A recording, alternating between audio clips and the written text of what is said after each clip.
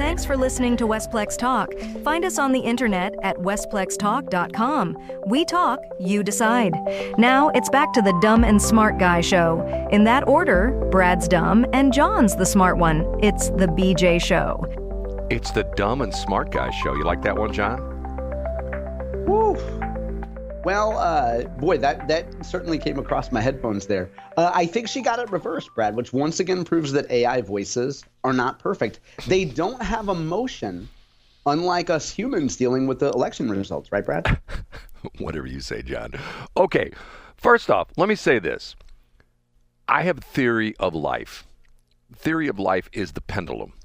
And what happens is, and you see this in so many different situations, you have the pendulum swings. Okay, the pendulum swings one way, it swings back the other way. And sometimes it swings a little bit to the right, and then it swings way back to the left. Okay, that is modern day politics. Okay, you're already starting to hear that Trump's going to do this and Trump's going to do that. Okay, well, you know what? Once again, let's go back almost 4 years. What was the day after Mr. Biden got sworn into office in the inauguration? Okay. What was it, like 55 executive orders on the first day? Wasn't that the deal? Like yeah, I think there were a lot. A bunch of them. Most famously, immigration. Right. Okay. So what's going to happen is the pendulum's going to swing back the other way, and in another 4 years, it'll swing back the other way again. That's just life. You know? And let me interrupt, Brad. You have done one of the things that I've learned from you, among many, is you have pointed to a local school board, and we don't need to get into this because it's not the topic of today, but the Francis House School Board, and you predicted and have shown how the pendulum out there goes from a little bit progressive to a little conservative, and then way left, like doing all kinds of woke stuff, and then way right, and then this spring it moves back to the left. Because you can make the argument that people don't want somewhere on that pendulum swing. They don't want the extremes. They want it somewhere in the middle, right? Well, exactly. I have gone on record through this show for the last couple of months saying I think both candidates were flawed. I didn't really want to have Trump run again. And the whole crazy thing about this, now there's all of the finger pointing. There's the finger pointing in the Democratic Party where they're saying, well, Biden screwed this up because everybody knew that Biden was in bad shape. And he knew he was in bad shape. He should have given up 2 months before he was essentially forced out, and it wasn't for the fact that he did that horrendous debate. Now, the crazy thing about that is, there'll be books written about this. Let's talk about that debate, okay?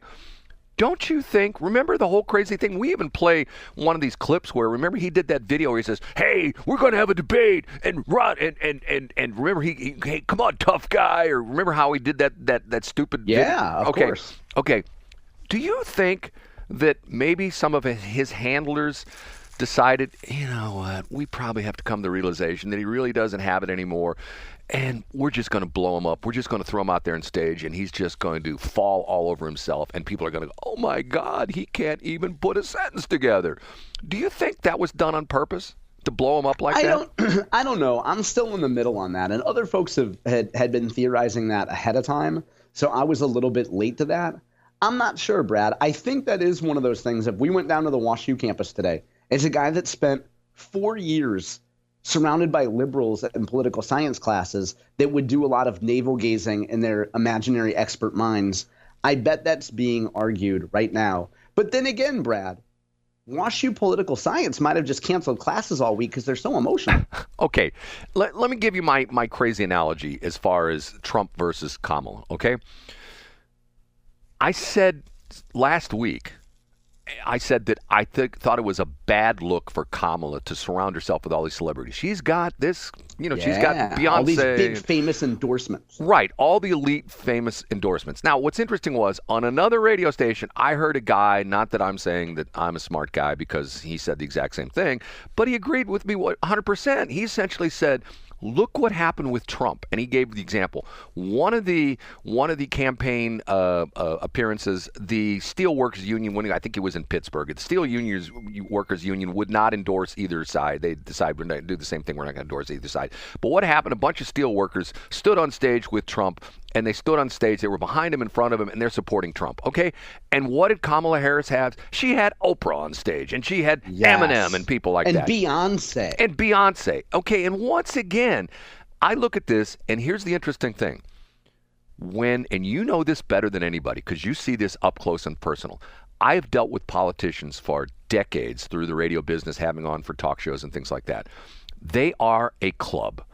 And you get into the club, and it's all buddy, buddy, buddy. Once again, I go back to my analogy of the reason that people didn't like Donald Trump and the reason that people didn't like, and why I'm saying the politicians didn't like Eric Greitens is because he didn't play the game the way everybody else plays the game. He didn't start out at a low level and work his way up. He didn't start out as There is some truth to that. I think I agree with you to an extent. And I think Greitens is an exception. Some people didn't like him because he's a jerk. Well, but yeah. Your larger point, I think, is correct, Brad. Okay, so what happened is you had Kamala, who has been in the political system for most of her adult life because she's never really had a job, except for when she worked at McDonald's, which nobody can prove. But so she's always gotten a government paycheck, okay? And Donald Trump has never gotten a government paycheck. Right, you're right. So Donald Trump has rubbed elbows with both the Republicans and Democrats because why is that? Because they came to get money from him, okay? So Donald Trump had the view of, okay, these politicians, I understand what they want. They want my support. They want my financial support. I'm seeing clips of The View, and this is interesting. I saw this the other day. When he first announced he was running for president in 2016, I don't know if you've seen this clip or not. They're all over him. They love him. And they're like, oh, my God, Donald, oh, so glad. Oh, we can't believe you're running for president. And they say, don't they say, Brad, they say, come on back. We want to hear you as you go forward. Yes. But they didn't think he was going anywhere. In other words, they're going like, this is Donald Trump. We know Donald Trump. He's the the apprentice and stuff like that. He's not going anywhere. Then when it's got to the point where people started taking Donald Trump seriously, they turned on him. And to this day, they still turned on him. The entire, I don't know if you saw this or not, the entire, all the members of The View yesterday wore black. Okay? Come on. Oh, that's nice. Look, once again, I know there are people out there, I know there are people listening right now who are mad at me for saying this. I'm sorry, but you know what? I feel sorry for you because you're so upset about this, but life will go on. Yeah. And my idea is, I had somebody grill me on this last night, and they go, well, you were for Trump. I go, no, I've said all along I was for neither of them. I want Tulsi Gabbard. That's who I want. Yeah. I want this sharp woman who is, I think she's not a lieutenant colonel in the Army Reserve. She's the one I want because of the fact if you've heard her talk, if you've heard her give her worldview, and once again, she switched parties, and people go, well, somebody who switches parties, guess what? Ronald Reagan used to be a Democrat. Donald Trump used to be a Democrat. Just because you see the light, and I mean, in one way or the other, if you're a Republican today and you go like, oh, these Republicans are all a bunch of, look at all these crazy nuts who are the Republican Party. I don't want any part of this. I'm going to become a Democrat. I get it. Yeah. And so we should be open to people. And by the way, if you want to hear more about Brad's opinions on Tulsi Gabbard, go to westplex1071.com and click on the picture link that says Tulsi's Foxhole. But, Brad, I completely get your point. And what we talked about, what we teased in A Block, the Kansas City Star has a headline today on their opinion page, which says, for women, a Harris loss is disappointing, but a Trump victory is devastating. And it's by an opinion page editor over in Charlotte at the Charlotte Observer. And it starts like this, Brad. For a moment, I actually let myself believe that America might allow a woman to be its next president. Now, Brad, if you were to go, your anecdote inspired me about this. If you were to go to this woman and say, well, what do you think about Tulsi Gabbard or Nikki Haley or a Boebert or a Noem? They'd be like, well, they're not pro-women. I mean a real woman like Kamala. You get what I'm saying? They exactly. Want to have it both ways. They want to say, well, America is too sexist and we need a woman. Well, what about Nikki Haley? I'm no fan of Nikki Haley, but you see what I'm saying? They want their specific woman. They don't want any woman. How about Condoleezza Rice? Put her into the thing as well. How about Condoleezza Rice? What did they do to her when she was serving George Bush? They made fun of her. I mean, they and to the point I'm going like, okay, I don't get it. And once again, let's be honest. Let's be totally honest. Kamala Harris was a bad candidate. Terrible candidate. You and I have talked about this before because of the fact that what did they try to do at the beginning of the campaign? They tried to do the old basement routine they did with Biden. Keep him away from the press. Don't let him talk to anybody. Put him in his basement. And they got away with that because, it's COVID. He can't come out and he can't talk to people. Remember he did that one where he finally did a rally and the people were sitting in their cars. I'm going, okay, this is stupid. And once again, we have a media culture today. We can turn on the TV. We can turn on our, grab our smartphone, grab our tablet, grab our computer, grab anything. You can watch, TV on your... Well, you can't grab anything because they got mad when Trump did that. Go ahead. But the idea being is you're seeing, and I think this is really, and I'll give you an inside business and inside baseball anecdote, okay? There was a big radio conference I think it was it last month or month before. The National Association of Broadcasters has two big shows per year. The big one, which is Everybody, which is out in Las Vegas in April. And then usually, I think it was in September or early October, where they have what they call the smaller radio conference, okay? And one of the consultants that I use from time to time, a radio consultant, he wrote an interesting piece because what did they do? They invited to one of the radio summits, they invited a bunch of social media influencers. Some people who were big on YouTube, some people who were big on Facebook, some people who were big on Twitter, some people who were big on Instagram. And do you know what they said which shocked the broadcasters? Didn't shock What's me. that? They essentially said, hey, we don't need you anymore. We don't need the mainstream media. We don't need NBC, CBS, ABC. We don't need Fox. We don't need iHeartRadio. We don't need Cumulus. We don't need Brad and John. They didn't say that, but the idea being, I get the point. They conventional radio guys. Right. They essentially said, we have bypassed the gatekeepers. We have bypassed the gatekeepers who for years, and to the point where I've made this point all the time, there are radio stations in the United States. KMOX used to be one of them. I don't think anymore. But you go to like Chicago, LA, places like that. There are radio stations that have more listeners in one city than CNN has viewers in the entire country.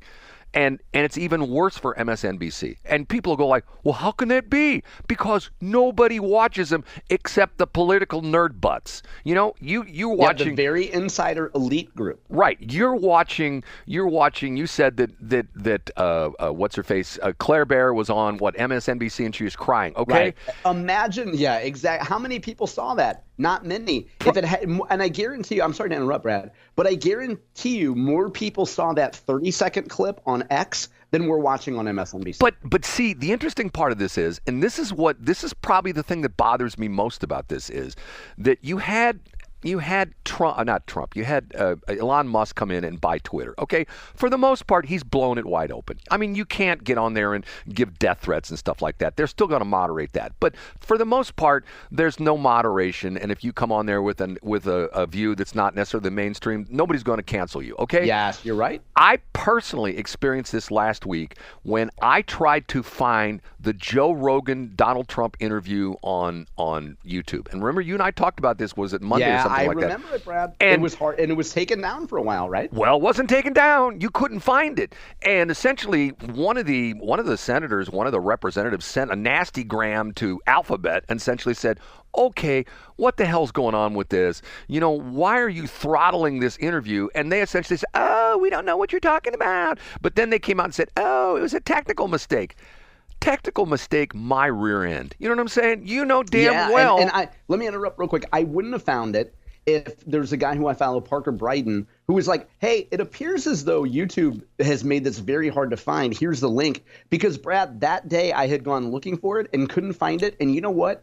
I gave up until I saw that link on X. But see, to me, that is the sad part of it, that now what's started to happen to a certain extent, it's not NBC and CBS and ABC that are the gatekeepers. It's YouTube. It's Facebook. Yep. Now, what Musk did was he blew the thing wide open, essentially said, I'm not going to do that. I mean, there's certain things we're not going to let on, but for the most part, you have an opinion. And the interesting part of it was that when that happened, Musk contacted Rogan and said, we'll put your interview up on X, and people went there. So the point being is that what's happened is the media landscape has totally changed. There's nobody knows that better than me. I own 3 radio stations. It's increasingly tougher and tougher and tougher for me to make a living out of running these radio stations. And the crazy part of it is not because of the fact that people don't listen.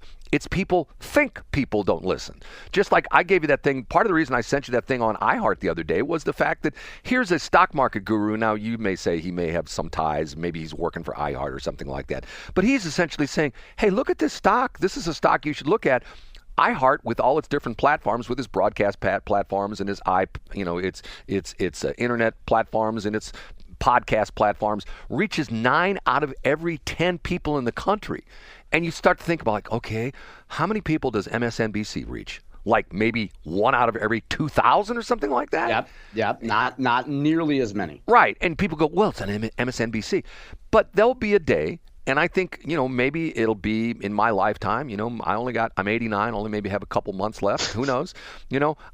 There'll be a day when the MSNBCs and the CNNs will become sort of, maybe they've gotten that way already, where they'll be to the point, who cares? Yeah, who cares? And to the point where, who cares about Joe and Mika? And who cares about Claire McCaskill? And once again, what frustrates me about this is, I got these 2 stupid, worthless, degrees, a bachelor's and master's degree in journalism. Nobody practices journalism anymore. Nobody. And even to the point where, like, John talks about the Missouri Independent. John, tell everybody who funds the Missouri Independent. A number of left-wing organizations. Right. So, and we're in the process of, it still hasn't been approved by the FCC. Guess who's going to take over Odyssey, which right here in St. Louis has 97.1, a conservative talk station. And George Soros. George Soros Radio. He can add it to the blogs. Brad, when we come back in C Block, we should continue talking about I think we should continue, unless you had something else immediately pressing, we should talk about the emotions again. And we should also talk about the fact why, even though Donald Trump is going to be president, I think the stock market is going to see a significant decline. And John, you know what I'm going to do? What are you going to do? For those people that are upset, I'm going to do something I've never done before. You're going to not answer your phone at 3 a.m. No, I'm going to do something. You're going to see an accident on the road and not call 911. You're going to see a muffler on the shoulder of 364 and not call 911 breathlessly. Can I tell you something real quick? Yes. I have a couple people listen to the station who both ask me the same question, which is sort of interesting. And the question was, do you get along with John off the air? And I go, why do you say that? He's always making fun of you. And I said, like you're not in on the gag. Right. Well, it's like you're some hayseed that's like, I think John loves that I call when I see a little auto part on the shoulder. And sometimes people will say, well, he said things that if he said that to me, I'd be pissed at him. I go, well, that's what? Because they don't get to be friends with me, Brad. But well, you do. It's like my old friend Randy Bluestone, who started off owner of Country Club Car Wash. Of Country Club Car Wash. He started off as one of my clients, and he was unmerciful about teasing people and just, giving you crap and stuff like that. And I remember saying to him one day, he said, man, you just give everybody grief. And he looks at me and he says, those are the people that I have the closest relationship with. My best friends get the most S, And that's right. And his wife told you that at the funeral. Right. Yes. I swear to God, I walk up to her at what it was. Technically, it wasn't a funeral because it's Jewish. A memorial service. I walk up to her and I shake her hand, and she looks at me. I swear to remember the exact words. She looked at me and she says, you meant so much to Randy. He loved to give you S. That's what she said to me. Yeah. And I started crying because I thought to myself, that's exactly him. That was him. That was the way he showed you that he really cared about you. If he didn't care about you, he didn't say anything to you. He didn't make fun of you or anything like that. But the more crap he gave you, the more he loved you. Okay, we have to take a break. Thanks for checking out the Brad and John Show podcast. This segment of the show is brought to you by John Combest's book, Stalking, Harassment, Internet Trolling, A Guide to Recovering and Rebuilding After Online Attacks. It's a great reference if you've ever been the unfortunate target of a social media attack. It's available on Amazon. Just search John Combest. That's Combest. John Combest, and the book will show up in your search results. Now it's time for another segment of The Brad and John Show. Can you handle it?